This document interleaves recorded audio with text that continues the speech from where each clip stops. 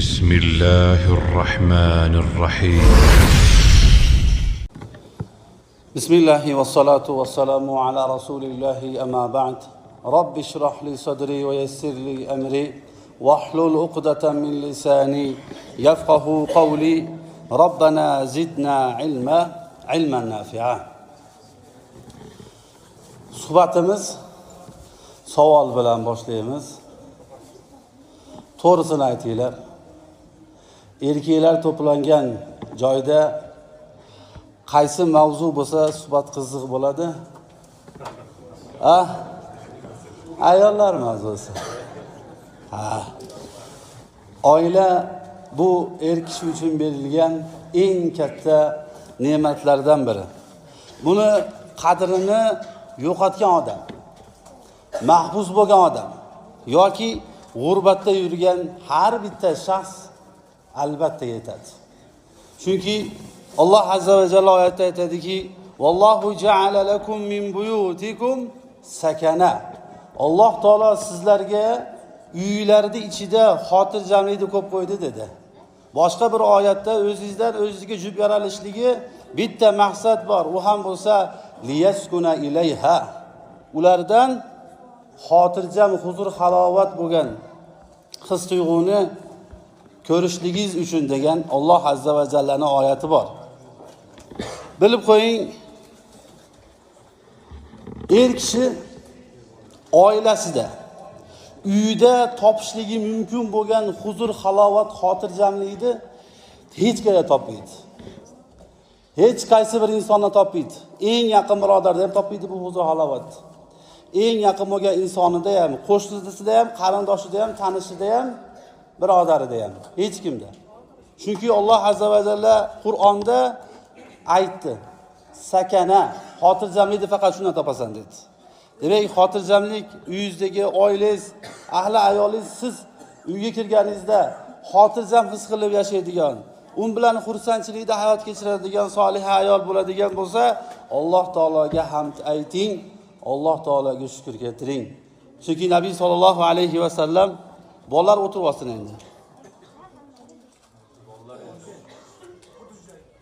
Bu mashina orada nima qilmaydigan qilsak bo'lar ekan-a? O'tiringlar endi. Chalg'ityapsizlar. Bo'ldi, o'tir. Kerak bo'lsa kattalar olib beradi, o'tir. Qayerga keldik? Nima ekan bu? Xotirjamlik uyda. Uydami? Devorning ichidami? Ayolda. Kim ayoli shunday bo'ladigan bo'lsa, Alloh azza va jallaga hamd keltirsin, Allohga shukr keltirsin. Chunki Nabiy sollallohu alayhi va sallam Imom Muslimda kelgan hadisda qad aflaha man ruziqa kafahan aw kifahan wa qanna'ahu Alloh bima ataahu. Alloh azza va jalla qaysi bir insonga ruziqa kifahan, boriga qanoat qiladigan, boriga ko'nikib yashaydigan, boriga rozi bo'ladigan, agar soliha bo'lgan ayolni bergan bo'lsa, Nabiy sollallohu alayhi vasallam hadisda qad aflaha. Qur'onda aflaha degan oyat bormidi? Qad aflaha nima dedi? Mu'minun. Astag'firu billah. Qad aflahal mu'minun. Mu'minlar nima bo'ldi?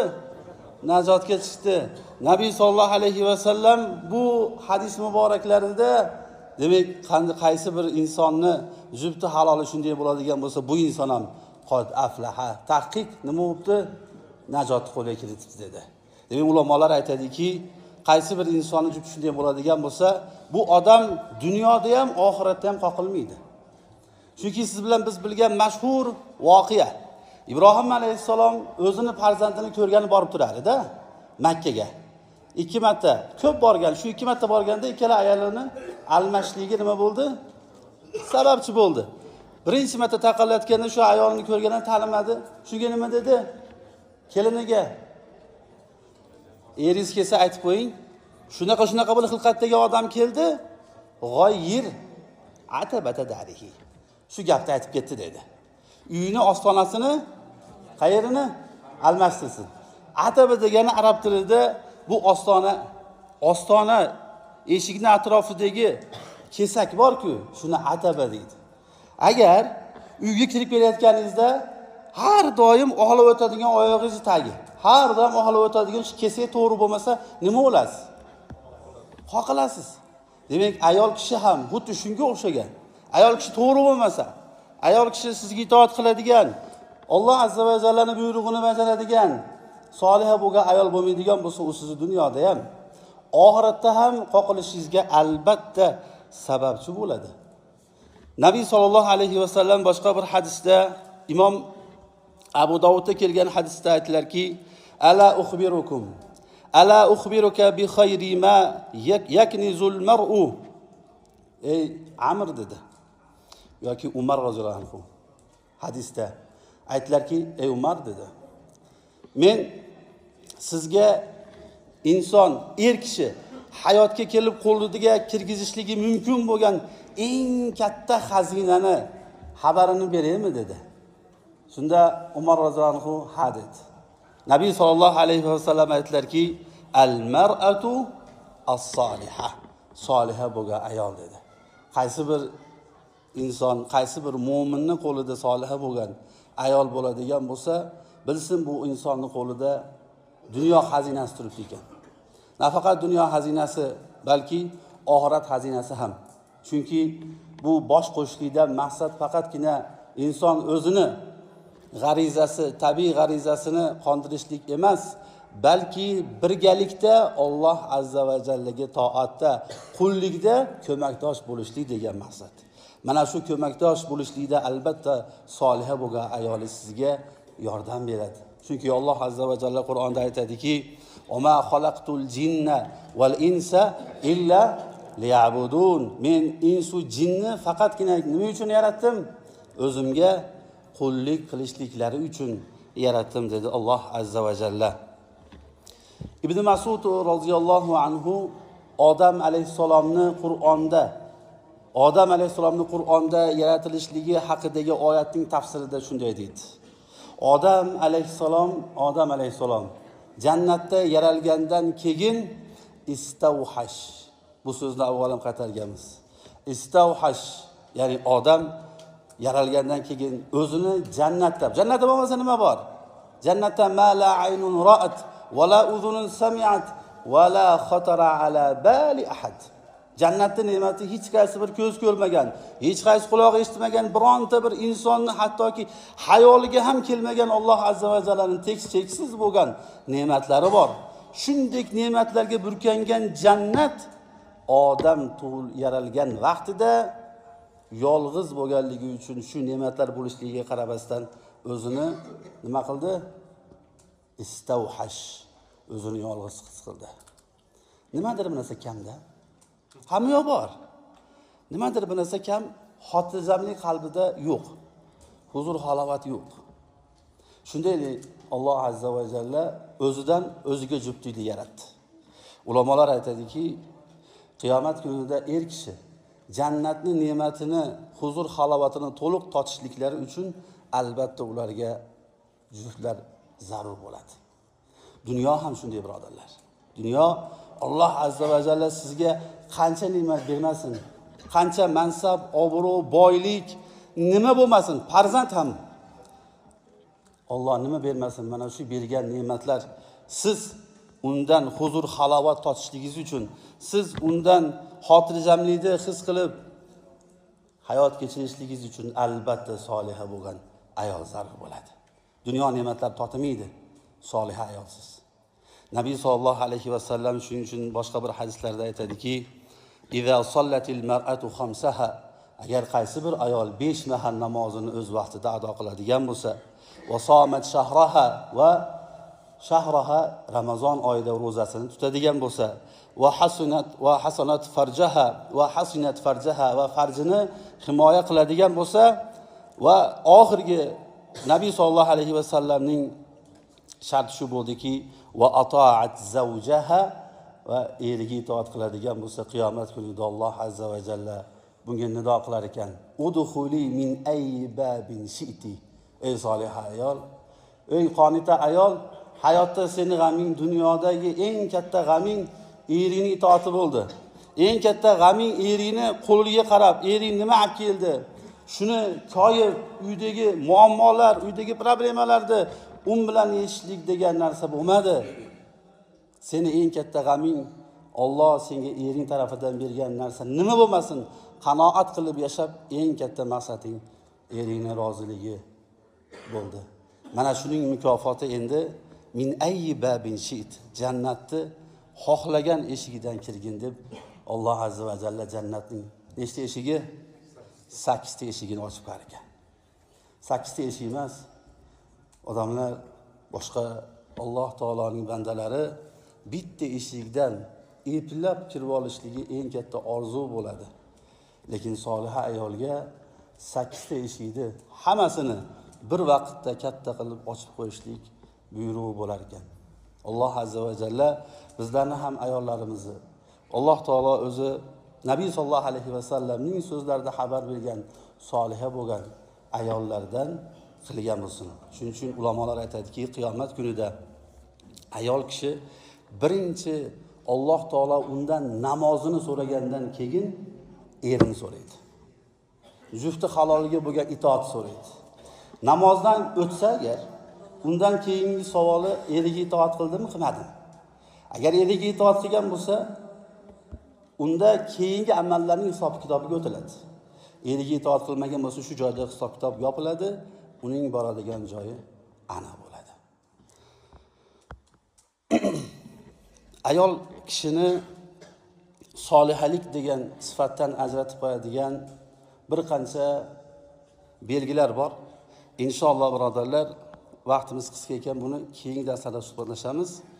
Bugun mavzu muhim bo'lganligi uchun sizlar bilan namozga taalluqli bo'lgan bir masala bilan suhbatni tugatamiz.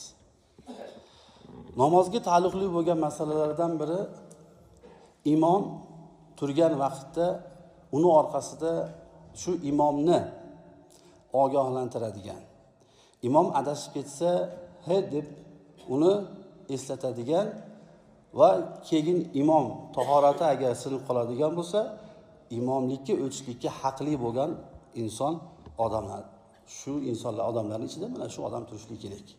Nabiy sollallohu alayhi va sallam o'zining muborak hadislarida aytadiki, liyaliyani ulul ahlam va nuha. Meni orqamda ulul ahlam balog'at yoshiga yetgan va nuha aqli esi hushi joyida bo'lgan odamlar. Mana shular tursin dedi. Bu so'zimiz bilan biz kimizgadir bigiz qilib aytayotgan joyimiz yo'q birodarlar. Bu barchamiz uchun ilm. Eng muhim bo'lgan ibodatimiz. Namoz bo'lgan ibodatga taalluqli bo'lgan hukmlar. Agar imom adashib ketsa, imomni ogohlantirmaydigan bo'lsa, butun bir jamoatni bitta ikkita emas, balki shu farz namoziga guvoh bo'lishlik uchun kelgan barcha jamoatning namozi buzilishligi shu sababchi bo'lib qoladi. Shuning uchun imomning orqasida turishlik bu havas emas, bu orzu emas. Bu mas'uliyat bu. Imomlik katta aslida bu mas'uliyat. Nabiy sollallohu alayhi va sallam bo'lgan voqea Imom Buxoriy va Muslimda keladi.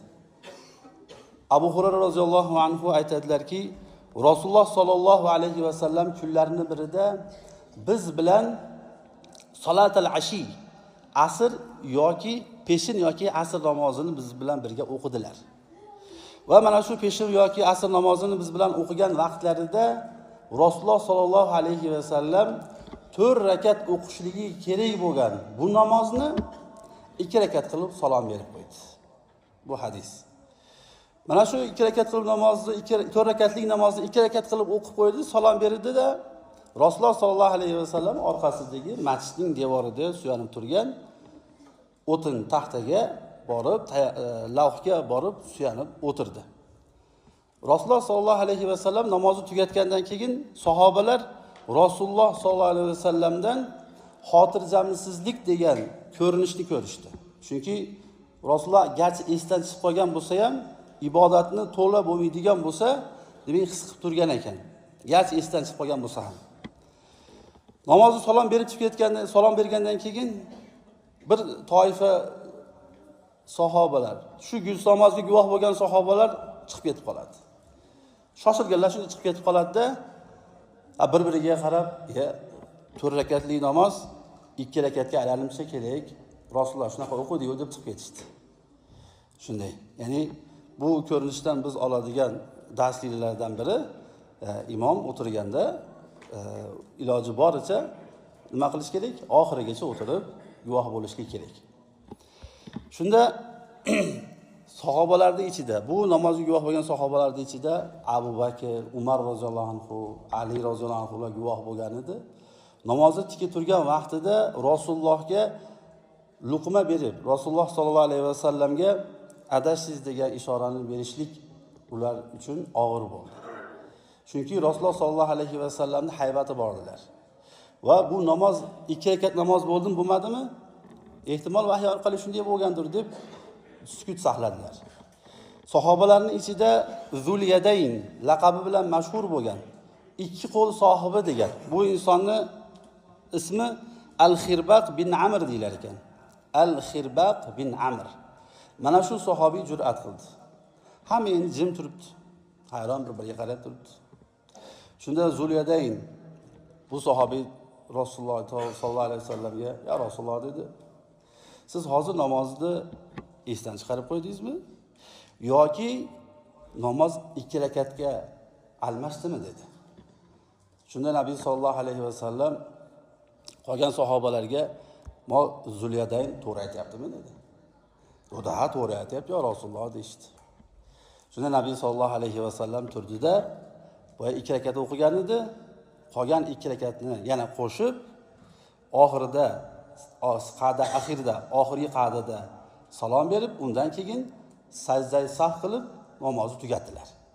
Mana shu voqea sajda sahv vojib bo'lishlik degan shariatdagi hukm paydo bo'lishligiga shu qissa sabab bo'ldi. Namozda sajda sahv qachon? Namozning ichidagi vojib amallar agar tark qilinsa, sajda sahv qilib nima qilinar ekan? To'ldirib qo'yilar ekan. Agar farz amallar tark qilinadigan bo'lsa, sajda sahv qilinadimi? Yo'q.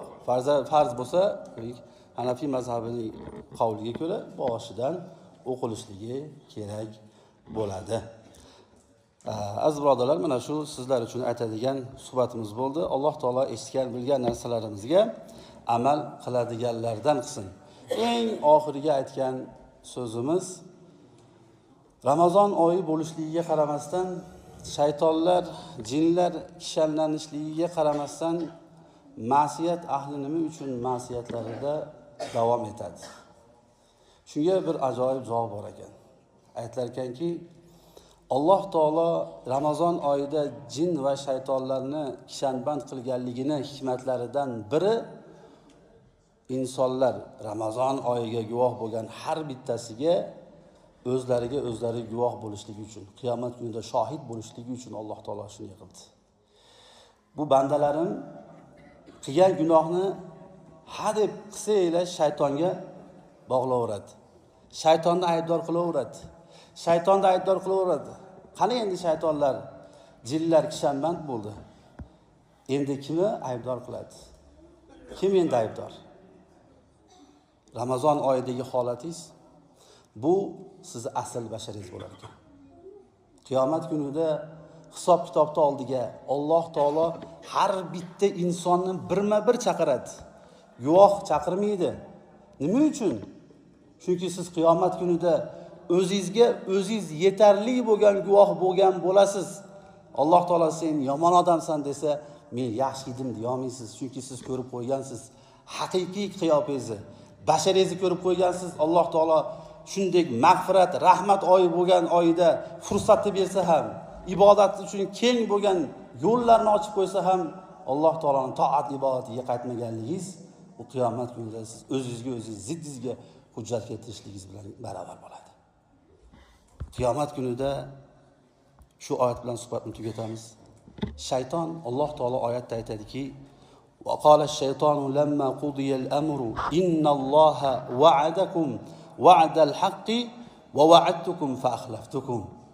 Qiyomat kunida shayton lamma qudiya al-amr, Alloh taolo odamlarning ichida hukmni chiqarib bo'lgandan keyin, jannat ahli jannatga hukm qilinib bo'lgandan keyin, do'zax ahli do'zaxga hukm qilinib bo'lgandan keyin shayton aytar ekan, qarang, shayton alayhi la'na. Shayton bizni eng ochiq dushmanimiz. Biz dushmanni ichimizda, oramizda, qo'shnimizda, aka-ukamizda, birodarimizda istab yuribmiz, unday emas. Alloh taolo oyatda sizlarning ochiq dushmaninglar kim dedi? Bu shayton dedi. Shayton aytar ekan, innalloha va'adakum va'dal haqq. Dunyoda, hayotda Alloh taoloning va'dasi to'g'ri edi. Alloh taoloning sizlarga bergan va'dasi o'zi to'g'ri edi. Va va'adtukum fa akhlaftukum. Men sizlarga yolg'on va'dalarni berganman. Bergan va'damga xilof ish qilganman. Aslida Alloh taoloning aytgan oyatlari, hadislari, qiyomat qoyim bo'lishligi, hisob-kitob, jannat, do'zax degan narsa bu haq edi. Va ma kana li alaykum min sulton. Men sizlarga yolg'on va'da berishligim bilan, lekin bir narsani bilib qo'ying. Va ma kana li alaykum min sulton. Men sizga yomonlikni va'da berib, yomonlikka undab, yomonlikning yo'lini ko'rsatgandan keyin ustingizdan saltanatni, ustingizdan boshqarishlik degan narsani tizginni ushlagan men emasman. Men emasman. Illa an da'awtukum. Men sizlarni faqat chaqirdim. Mana yo'l bor, mana bu oson bo'lgan, maishat bo'lgan, huzur halovat bo'lgan yo'l bor, ma'siyat yo'llari bor deb sizlarni faqat chaqirdim. Sizlar meni chaqirg'imga nima qildinglar? Javob berdinglar dedi. Mening ishim dunyoda faqat dullakum, men sizlarga dalolat qilib qo'ydim xolos. Hech kimingizni bo'yningizdan, burningizdan, qo'lingizdan zanjirband qilib kishantlab tortib o'sha yomon yo'lga, harom yo'lga, ma'siyat bo'lgan yo'lga, Alloh va Rasuli rozi bo'lmaydigan yo'lga olib kirgan joyim yo'q. Fastajabtumli fala talumuni. Bas shunday ekan meni malomat qilmanglar. Walumu anfusakum. O'zinglar malomat qilinglar dedi. Mana birodarlar, biz o'zimiz malomat qiladigan oyda turibmiz. Savobimiz, ajr mukofotimiz oz bo'lsa, oyoqlarimiz haqdan toyilib ketgan bo'lsa, ma'siyatimiz savobdan ko'ra ko'payib ketgan bo'lsa, biz o'zimiz malomat qilib Alloh taologa qaytadigan oyda turibmiz. Lekin oxiratdagi malomat foyda beradimi? Hukm qilin bo'ldi. Alloh taolo oyatda hukmdan keyin gapiradi dedi shayton. Alayhi la'na. Va ma ana bimusrihikum va ma antum bimusrihi. Sizlar va ma ana bimusrihikum. Ey shayton, biz senga ergashuvdik. Allohni qo'yib qo'yib seni iloh qilib oldik. Seni gaping to'g'ri ekan deb seni hayotimizda asosiy andaza qilib oldik. Jahannam ahli shaytonga yordam berishlik degan shunday iltijo bilan qarar ekan. Endi yordam ber dedi ekan. Shayton aytar ekanki, va ma ana bimusrihikum. Men sizlarga Allohning azobidan nima qilaman? Qutqara olmayman. Sizlar emas, men emas. Men sizlarni qutqarishlik emas. Men o'zimni nima qila olmayman? Alloh taoloning azobidan qutqara olmayman. Chunki inni kafartu. Nima uchun? Inni kafartu bima ashraktum min qabl. Chunki sizlar shirk keltirgan, gunoh qilgan, ma'siyat qilgan ishlarga men sizlardan oldin kufr keltirib qo'yganman, gunoh chiqib qo'yganman. Innal zolimina lahum azabun alim. Alloh taolo oyat oxirida har bitta zolim, shaytoningiz, insu, jin, odamingiz kim bo'lmasin, hammangiz o'zingizga o'zingiz zulm qilgan, zolim bo'lgan bo'lsangiz, siz uchun qiyomatda alamli bo'lgan azob kutib turibdi. Alloh taolo barchalarimizni alamli azob sohibi bo'lib qolishligidan o'zi asrasin birodarlar. Bugun ko'zimiz ochiq bo'lgan vaqtda Alloh taologa qaytishlik bu eng katta fursat. Bugun malomat qilishlik uchun eng katta fursatdir. Alloh taolo eshitgan bilgan narsalarimizga amal qiladiganlardan